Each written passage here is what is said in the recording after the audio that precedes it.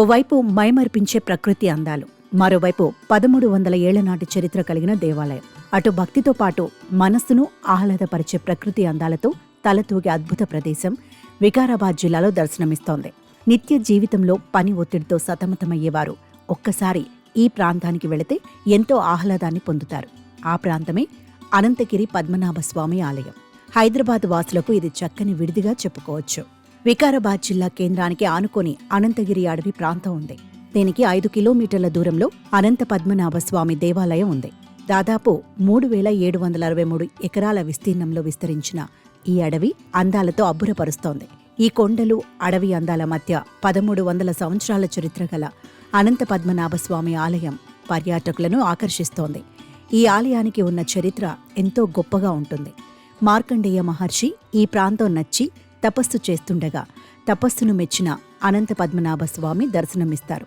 దీంతో స్వామివారిని స్వయంభువుగా వెలవాలని కోరుకుంటారు. మార్కండేయ మహర్షి కోరికతో సాలెగ్రామ రూపంలో స్వామివారు స్వయంభువుగా వెలిశారని ఇక్కడి అర్చకులు చెబుతున్నారు. ఈ ప్రాంతాన్ని చూడడానికి భక్తులు, పర్యాటకులు పెద్ద ఎత్తున తరలివస్తున్నారు. ఎత్తైన కొండలు, పచ్చటి హరిత వనాలు, ఇరుకైన లోయలు, అలరించే మయూరాలు, స్వచ్ఛమైన గాలి, సహజ సిద్ధంగా ఏర్పడిన మంచినీటి బుగ్గలు, ఇలా ఎన్నో ప్రకృతి అందాలు మనకు ఇక్కడ కనిపిస్తాయి. స్వామివారిని దర్శించుకోవడంతో పాటు ప్రకృతి అందాలను చూసి మైమరిచిపోతున్నారు. అలాగే కోరికలు తీర్చడంలో కొంగు బంగారంగా పేరొందిన అనంత పద్మనాభస్వామి జాతర ఉత్సవాలు అంగరంగ వైభవంగా జరుగుతాయి.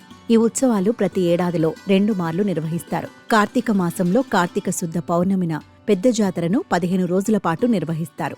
ఆషాఢ శుద్ధ ఏకాదశిన 3 రోజుల పాటు చిన్న జాతర నిర్వహిస్తారు. ఆలయానికి దిగువన ఉన్న లోతైన లోయలో భవనాసి అనే పుష్కరిణి ఉంది.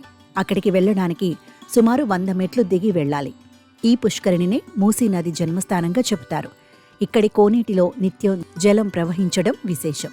ఆ జలం ఎక్కడి నుంచి వస్తుందో ఇప్పటికీ అంతుపట్టని రహస్యంగానే ఉంది.